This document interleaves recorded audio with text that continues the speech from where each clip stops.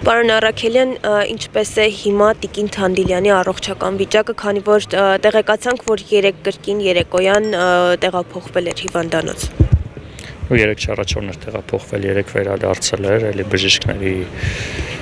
հորդորին չլսելով, քանի որ նախորդ անգամվա համեմատ բնական է ավելի շատ խնդիրներ կան, արդեն 10-րդ օրն է հացադուլը, սակայն Թանդիլյանը որոշել է դիմանում է, քանի որ Ռուբեն Վարդանյանը արդեն 21-րդ օրն է հացադուլ է անում Բաքվի բանտում եւ անխոս Ռուբենի եւ այլ մնացած գերիների վիճակը շատ ավելի վատ է, քան Երևանում գտնվող ցանկացած մարդու, հետեւաբար բոլորիս մտքերը պետք է ուղղացնեն դեպի մեր գերիները, քանի որ այստեղ ցանկացած պահի բժիշկների աջակցությունը, հսկողությունը հնարավոր է, այնինչ մենք չգիտենք, թե հիմա Ռուբենի առողջությունը վատանալուց արդյոք բժիշկները օգնում են կամ մեր մյուս գերիների առողջության վիճակը ինչպիսին է,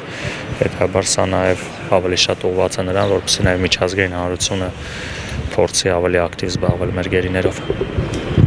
Հացադուլը դադարեցնելու վերաբերյալ ինչ-որ մտքեր չկան։ Ու այն գաղափարը, որ դրված էր այստեղ անցկացվող հացադուլում,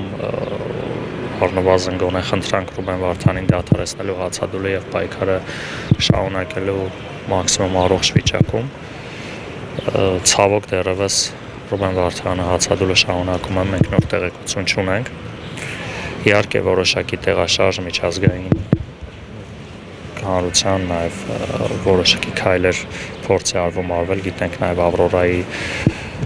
հավակնորդներից Բաքու գնալու մտադրություն կա, մասնակցելու Ռուբեն Վարդանյանի վաղվա դատական նիստին, իհարկե հայտնի չէ, թե արդյոք այդ հնարավորությունը կընձեռնի, թե չէ, բայց այս հարցը բավականին բարդ է, այնպես չէ, որ 1-2 գործողությամբ հնարավոր է հասնել գերիների ազատմանը, բայց առնվազն այդ դրական քայլերը պետք է ավելի ակտիվ լինի, մենք սպասում ենք նվազագույնը Ռուբենի կողմից հացադուլի դադարեցմանը, որից հետո կհասկանանք հաջորդ քայլերը։